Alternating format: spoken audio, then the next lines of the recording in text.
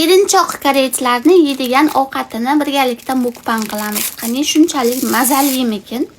Buni oson ochiladi deb aytishuvdi. Daramalarda rosa ko'p ko'rganman. Bir tomonini chiqarsa ochiladi. Rostdan oson ochilar ekan. Va bu tomonini chiqar. Rostdan oson ochilar ekan. Wow.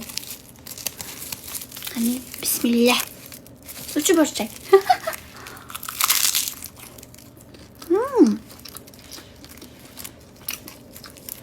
İçida tuna, kimchi va guruch bor xolos.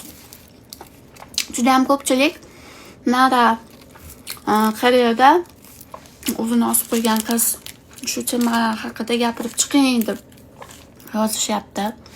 Hattoki o'shani gapirib chiqqan insonlarni kommentida ham meni qoldirishib, siz ham shu temani ko'taring, Avazbek akani oldini oling, yordam bering, qo'llab-quvvatlang deb chiqishyapti. Shunga bitta gap gapirmoqchiman.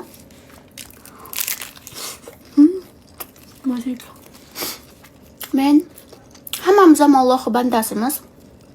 O'tib ketgan qizni oxiratda obod bo'lsin. Qolgan insonlarni, yashab qolgan insonlarni jo'jinatdan bo'lsin. Va shunda yordam bergan Avazbek akamizga ham sabr toqat tilayman.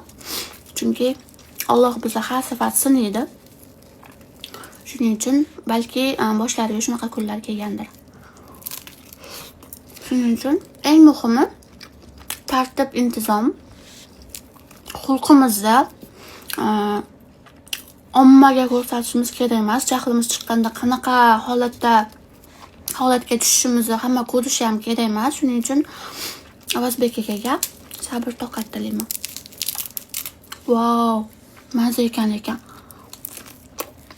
Shuning uchun men bunaqa temalarga aralashmayman. Chunki hammamiz bu temaning ichidagi hamma musulmon.